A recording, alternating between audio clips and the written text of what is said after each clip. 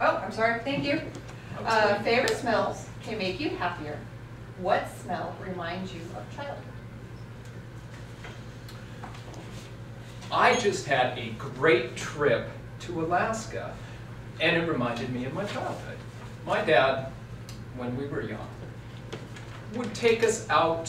He was, a little backstory here, he was 55 when I was born. He was not, if you might say, at the peak of his physical action in his life. So when we would go out fishing, he would take us to a trout farm, say, here's a rod, kid, go nuts. And, you know, we would have our fishing adventure. Fast forward 40-some years, and this past week, I spent with my darling wife up in Alaska. While she was working, I was also working. But I took a break to take a fishing charter. So we went out, saw a bunch of whales on the way. It was fantastic. It was awesome.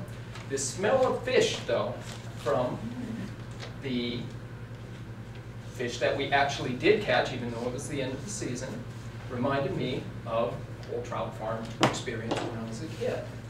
So, digressing from that experience, what really stood out to me, besides the whales, the awesome fishing adventure, and so forth, was the crab. Oh my goodness, we threw down on some crab. We went up to the top of Mount Roberts where there's a restaurant, and oh, by the way, an all-you-can-eat Dungeness crab contest. No, it's not a contest. In my wife's mind, it's a contest. It's always a contest.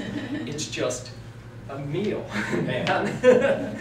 But I'm not getting in her way because she can throw down on some crab. They have the tank up front, and somehow the word got around because they flinched when she walked in. I don't know, man.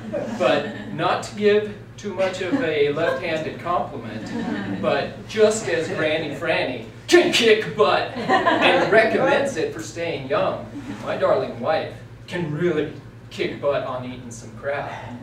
And by the time I got done with the 10-ounce prime rib, 3 king crab legs, and she got done with 2 whole Dungeness crabs plus all of the fixins and all, she was in such a food coma that it really was a good thing that she's cute, because I would have thought that I almost needed electrotherapy to bring her back out.